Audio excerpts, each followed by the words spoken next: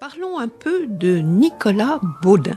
La monarchie d'Ancien Régime, même défaillante et mal partie, encouragea et soutint l'exploration du monde et des mers lointaines. Cet élan fut interrompu par la Révolution et l'Empire, strictement occupés à leur destin européen. Cette absence profite à la Grande-Bretagne, laquelle constitue en 25 ans les bases de ce qui va devenir l'Empire britannique. Il y a néanmoins une exception. L'incroyable expédition de Nicolas Baudin, proposée en 1800 au premier consul Bonaparte, qui reçut Baudin le 25 mars et accepta ce projet, en le réduisant notablement d'ailleurs à l'exploration de l'Australie et de ce qui allait devenir la Tasmanie. Partis du Havre le 19 octobre 1800, les deux bateaux, le géographe et le naturaliste, revinrent l'un à Lorient le 25 mars 1804 et l'autre au Havre le 7 juin 1803, au terme d'un périple que l'on peut qualifier d'odyssée, après avoir perdu son initiateur, Nicolas Baudin, à l'île de France, qui s'appelle désormais l'île Maurice, le 16 septembre 1803. Cette expédition unique et la première en son genre n'était tournée ni vers le prestige et la conquête, ni vers le commerce. Elle avait un but scientifique, la recherche et la découverte de plantes, de roches et d'animaux, l'amélioration du tracé des routes maritimes, Borda, le chevalier Borda est passé par là, l'observation des mers et du ciel. Cartographier, explorer, engranger des connaissances pour l'avenir, tels étaient ses objectifs. Elle ne les remplit qu'à peu près, en but à des péripéties imprévisibles, mais elle constitua la base d'un enrichissement phénoménal de la science naturelle française sous la houlette de son sévère et peu aimable instigateur.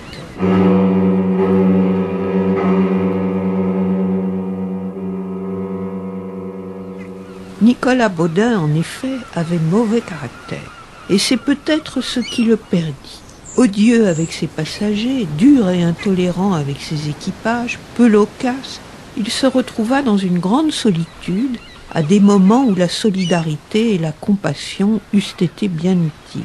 Mais l'histoire s'écrivit autrement et le nom de Nicolas Baudin reste attaché à une expérience exceptionnelle dont le destin ne lui donna certes pas la gloire, mais certainement l'estime des scientifiques, car il est à la charnière de l'esprit des Lumières du XVIIIe siècle qu'il avait formé et à l'avant-garde des chercheurs modernes du XIXe siècle.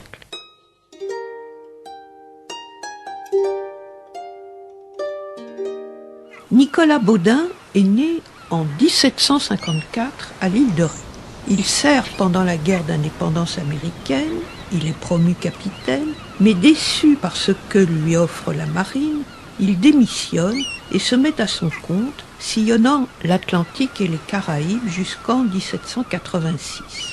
Cette année-là, il se met au service de l'empereur Joseph II afin de faire du parc de Schönbrunn le plus beau jardin botanique d'Europe. Baudin sillonne encore une fois mers et continents afin de rassembler des collections de plantes et d'animaux. Sa réputation le met en relation avec le Muséum d'histoire naturelle de Paris, pour lequel, sur la Belle Angélique, il effectue un périple botanique et scientifique rapportant une étonnante moisson de plantes inconnues. Fort de l'estime des savants de son temps, il réintègre la marine française en 1798 avec le grade de capitaine de vaisseau. Il propose alors à Bruix, alors ministre de la Marine, une ambitieuse circumnavigation destinée à rapporter végétaux et animaux, je cite, utiles dans les climats tempérés. Appuyé par Volney, Cabanis, Testude du Tracy, Jussieu, tous membres de la Société des observateurs de l'homme et de la première section de l'Institut, Baudin met tout de même 4 années pour faire accepter son projet, réduit à des dimensions plus raisonnables et moins coûteuses par Bonaparte en mars 1800. Ensuite, tout va assez vite puisqu'en juin, 2 unités, la corvette Galatée et une gabarre de 350 tonneaux la menaçante, qui sont respectivement rebaptisés le géographe et le naturaliste, sont affectés à l'expédition et aménagés pour le transport des végétaux. Cuvier, Claret de Floriot et Gérando rédigent les instructions. Le mémoire de Gérando, Considérations sur les diverses méthodes à suivre dans l'observation des peuples sauvages, est peut-être le premier guide d'observation anthropologique européen, fondé sur des considérations entièrement nouvelles, détachées de la religion et de l'intention de soumettre.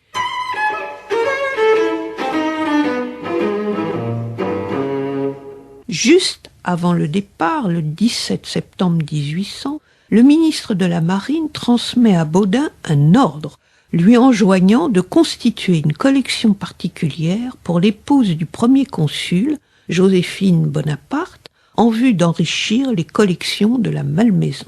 L'Institut et le Muséum d'histoire naturelle sont chargés de choisir observateurs et savants qui accompagneront Baudin. Au total, ils seront 22 à appareiller dans, je cite encore, la confiance et l'allégresse, le 19 octobre 1800. Il y a 5 zoologues, dont le vilain, François Perron, qui sera le seul à faire l'expédition en entier et rédigera le rapport officiel, 3 botanistes, 3 dessinateurs, des jardiniers, dont l'illustre Anselme Ridley, 2 médecins et des pharmaciens.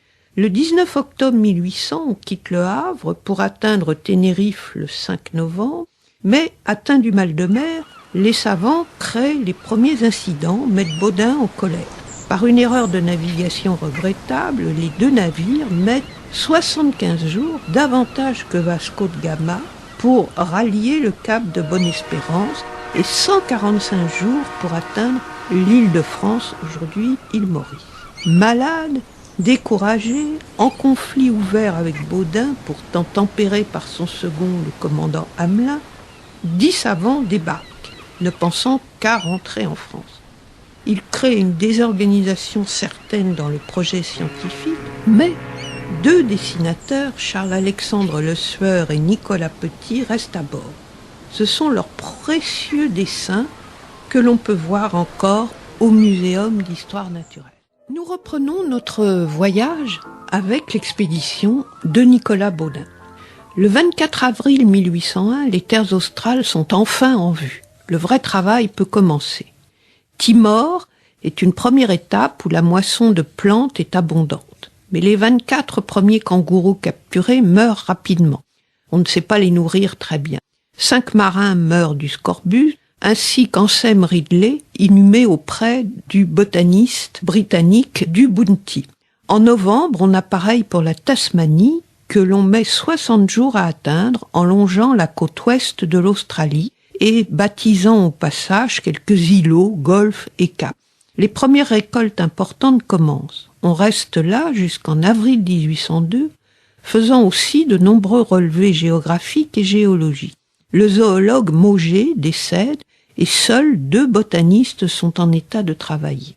Lors de la remontée vers Sydney, les 2 navires sont séparés par une tempête, mais le géographe croise l'expédition de Flinders et Bass en train de faire le relevé complet des côtes de ce qui sera nommé Australie à leur retour quelques mois plus tard.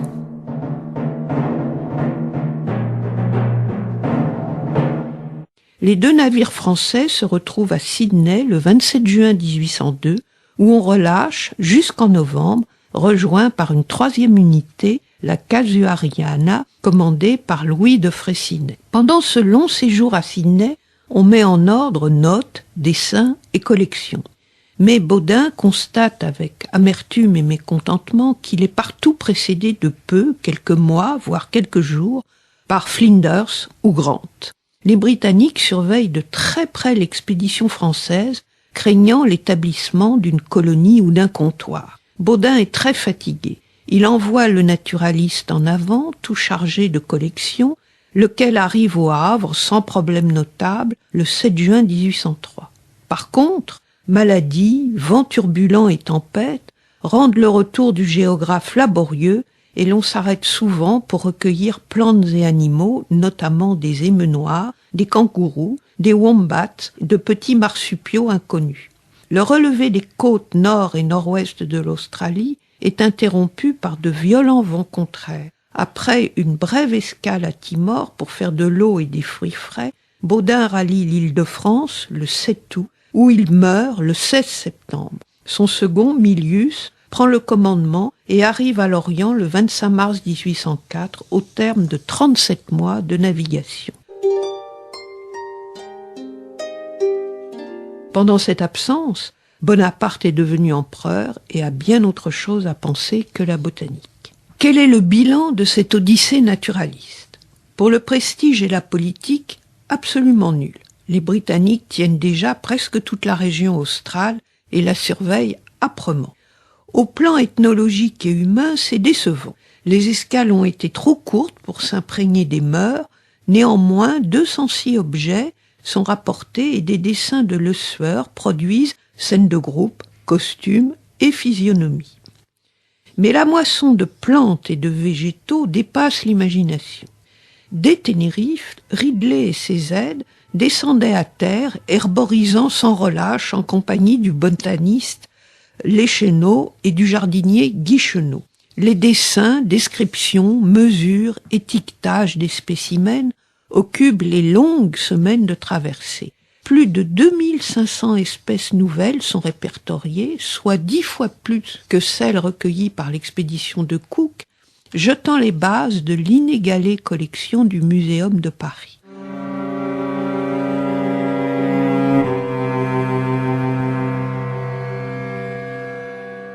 Environ 300 espèces arriveront en bon état en France. Leur entretien à bord a posé de nombreux problèmes, dus notamment au manque d'eau douce.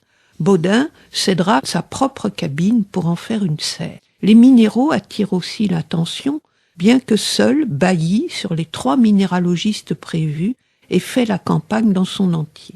La capture d'animaux, poissons, mollusques, oiseaux et surtout insectes a occupé la plus grande partie des escales. Presque tous meurent avant l'arrivée en France, mais ils sont empaillés, conservés dans des bocaux ou desséchés selon des méthodes nouvelles plus ou moins expérimentales. Le géographe rapporte toutefois 2 émeus vivants ainsi que 3 kangourous malades. En tout, 56 mammifères, 334 oiseaux et plus de 4000 insectes sont répertoriés. Le naturaliste, dont le retour est plus rapide, sera plus chanceux, ramenant 23 animaux vivants, dont plusieurs magnifiques perroquets, des porcs-épics et des wombats.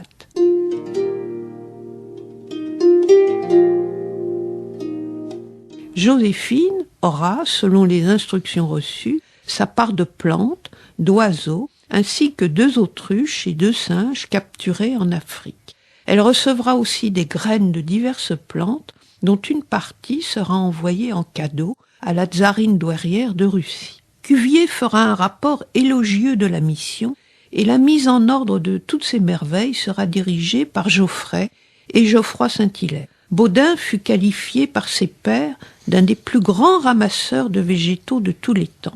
Il repose à l'île Maurice, est plutôt oublié, sauf peut-être de nos amis australiens qui le respectent et lui ont dédié plusieurs avenues et parcs en souvenir du travail accompli.